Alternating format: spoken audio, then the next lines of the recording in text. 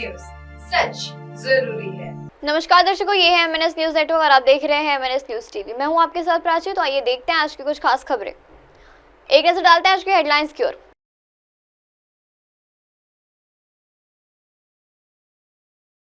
शरद पवार ने सुमित्रा पवार को लेकर कही इशारे से बात। पश्चिम बंगाल में सीएम एनआरसी और यूसीसी लागू नहीं होने देंगी ममता बनर्जी। भय मुक्त एवं निष्पक्ष चुनाव के लिए तत्पर। आइए देखते हैं खबरें विस्तार। शरद पवार ने सुमित्रा पवार को इशारे में लेकर कही ये बात। पुणे में शरद पवार गुट के वरिष्ठ नेता शरद पवार ने कहा है कि असली पवार और बाहर के आय पवार में अंतर है। उन्होंने किसी का नाम नहीं लिया, हालांकि ऐसी चर्चा है कि उनका इशारा सुमित्रा पवार की ओर था।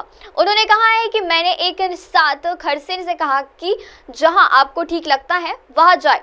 उन्होंने ईडी ने बड़े पैमाने पर पूछताछ शुरू कर दी थी, निजी संपत्ति जब्त कर ली, जिससे उनके लिए अपना परिवार चलाना मुश्किल हो गया था। उन्होंने कहा है कि खड़से से विधान परिषद की सीट वापस नहीं ली जाएंगी, क्योंकि एक बार दिया गया हुआ वापसी नहीं लेते हैं। पिछले सभी प्रधानमंत्री विपक्ष का संकाशम शरद पवार गुट के शहर कार्यालय में मीडिया से बात करते हुए शरद पवार ने कहा कि प्रधानमंत्री नरेंद्र मोदी अपने पद की गरिमा नहीं रख सके। उन्होंने पिछले दिन सभा में लोगों से विपक्ष दल के लिए किसी भी उम्मीदवार को नहीं चुनने की अपील की थी। आइए बढ़ते अगली खबर की ओर। पश्चिम बंगाल में सीएम एनआरसी और यूसीसी लागू नहीं होने देंगी ममता बनर्जी। पश्चिम बंगाल की मुख्यमंत्री ममता बनर्जी ने गुरुवार को कहा है कि वह राज्य में संशोधित नागरिकता अधिनियम सीएसएस, राष्ट्रीय नागरिकी पंजी, एनआरसी और समान नागरिक सहित यूसीसी लागू नहीं होने देंगी। मुख्यमंत्री ने ईद उल फितर के अवसर पर यहाँ रोड में एक सभा को संबोधित करते हुए दावा किया कि कुछ लोग चुनाव के दौरान दंगा करने की कोशिश करेंगे। साथ ही उन्होंने लोगों से साजिश का शिकार नहीं होने का आग्रह किया। बनर्जी ने कहा है कि हम संबोधित नागरिकता अधिनियम और राष्ट्रीय नागरिक पंजी और समान नागरिक सहित को स्वीकार नहीं करेंगे। मुझे लोगों से घृणा नहीं आती है, मैं नफरत फैलाने वाली भाषा नहीं दूंगी। मैं चाहती हूँ कि सभी शांति और सौंदर्य के साथ भाइयों की तरह रहें। हम एकजुट होकर रहेंगे तो कोई भी नुकसान नहीं होना चाहिए। किसी को भी एक और एकाग्रता को तोड़ने का मौका नहीं देना चाहिए। बनर्जी ने कहा है कि जब तक मैं जिंदा हूँ आपको कोई भी नुकसान नहीं पहुंचने दूंगी, मैं उनका मुकाबला करती रहूंगी।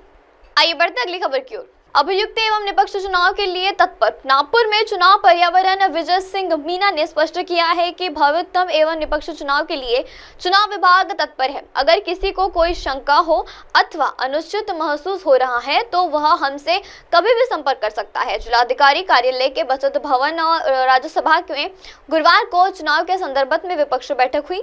वे इसी दौरान बोल रहे थे कि नागपुर के चुनाव पर्यवेक्षक विपुल बसल, रामटेक के फैयाज अहमद, मुमताज जिलाधिकारी डॉक्टर विपिन इटनकर, रामटेक के निर्णय अधिकारी तुषार ठोमरे, प्रियांशु सहायक जिलाधिकारी कुशल जैन मौजूद थे। उन्होंने आगे कहा कि संशयित उम्मीदवारों की अड़चनी को सुनने के लिए तत्पर है। इसके लिए सभी के संपर्क आपके सार्वजनिक किए जाएंगे।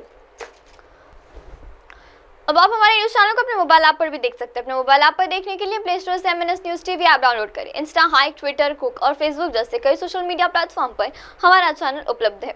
आप इसे यूट्यूब पर भी देख सकते हैं, आप इसे यूट्यूब लाइव भी देख सकते हैं www.mnsnewstv.com पर। अब वक्त चला दर्शकों ब्रेक का। ब्रेक से लौटने के बाद देखिएगा देश और दुनिया की तमाम बड़ी खबरें। बने रहिए एमएनएस न्यूज टीवी पर। नमस्कार।